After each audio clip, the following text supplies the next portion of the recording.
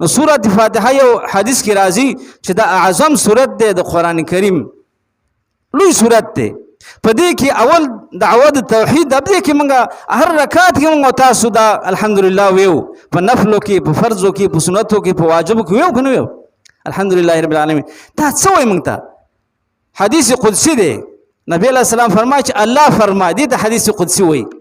الله فرمایي قسمت الصلاة بیني وبین عبدي، ما دا منځ مراد سورۃ فاتحه ده.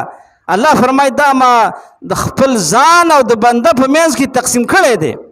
په دې نیمه حصه کې د الله حمد دی، د الله ثنا ده، د الله ربوبیت تذکره پکې ده، د الله د رحمت او د الله د بادشاہت.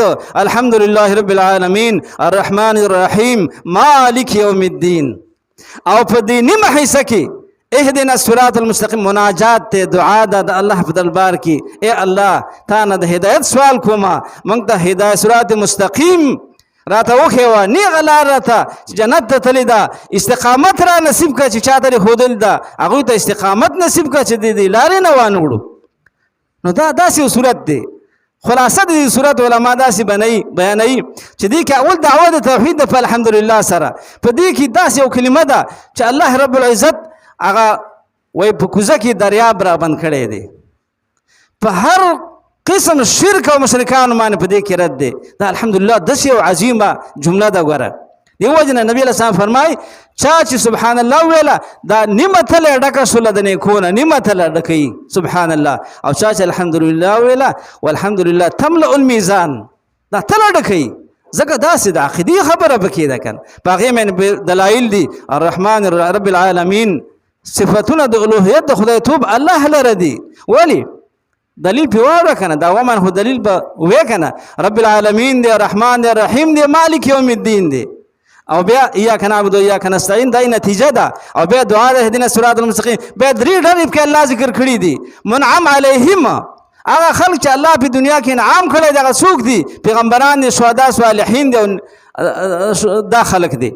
من النبیین والصدیقین، صدیقین دي، شهدا، صالحین دي، نیکان خلک دي. خدای دا غی لار راته وښیوه یا الله. او مغضوبا علیهم پکې ذکر دي، هغه خلک چې دنیا کې به الله غضب کړی دی. او هغه خلک چې گمراه دي، یهود نصارا.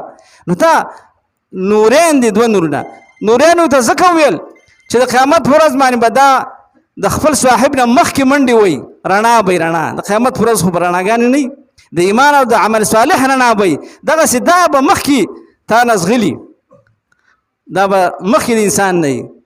نو زما عزتمندو چې موږ او تاسو د الله د کلام سره، د قرآن کریم سره محبت پیدا کو، مینه پیدا کو، دوستانه پیدا کو، تعلق پیدا کو، د هغې تلاوت کوو، په هغې باندې ځان پوهېږو، د هغې ترجمه او درس دا ضروري دی چې موږ او تاسو هغې ته کښېنو، په هغې باندې ځان پوهې کړو چې دا قرآن د الله کلام څه وایي موږ ته الله دې کتاب کې.